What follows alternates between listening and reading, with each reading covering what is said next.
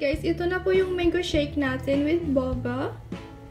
And hello guys! So ngayon po is ipapakita ko po sa inyo kung ano yung version ko ng mango shake. Yung usong-uso ngayon sa Philippines.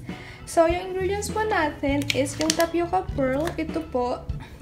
And yung gray ham, hindi ako makahanap ng gray ham. So I'm going to use a chocolate chips. Ito po yung gagamitin ko. And sugar, this one. And mango po, na-frozen na po siya. Ganito siya dati.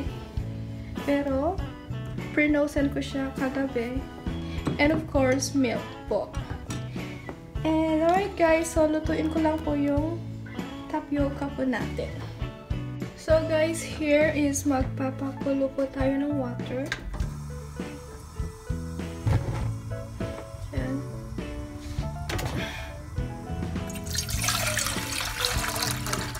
Alright guys, so I'm going to use a 1 cup of tapioca pearl. So ilagay ko na dyan. And takpan po natin. Alright guys, so tapos na po yung tapioca natin.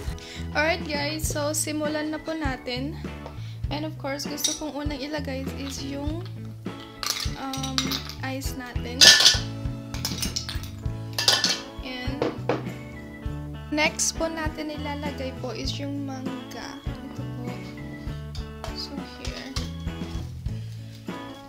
Ang dami. And next po is yung milk.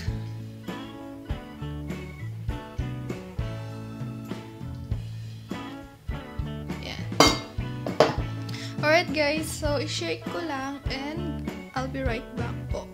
So guys, na-shake ko na. So, ito na yung kalalabasan ng mango natin. So, lagyan ko muna siya ng tapioca pearl. This one. Ito po. So, lagyan ko muna dito. Probably isang scoop. And then, of course, yung extra idagdag natin mamaya. Yan.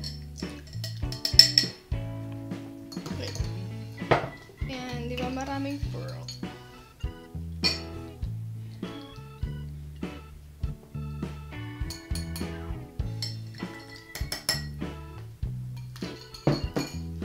Ganyan siya kadami. Kita ba? And of course, yung mango natin, guys, is yung mango natin. Look at that. So, nilagay ko, paano ba?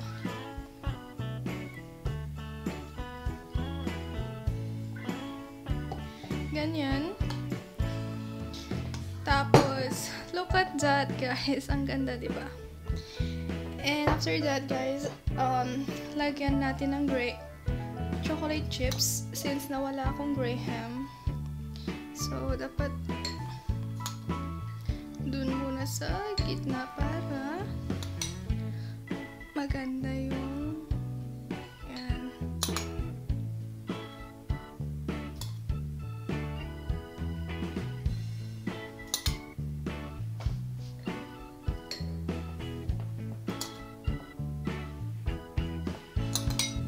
and yung this one.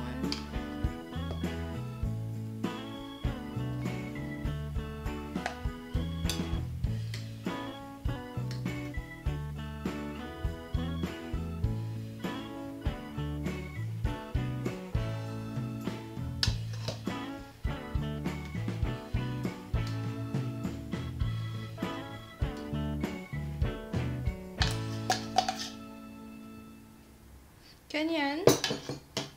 And may pang toppings ako. Yan.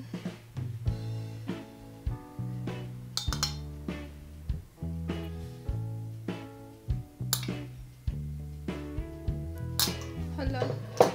And a little bit of like that.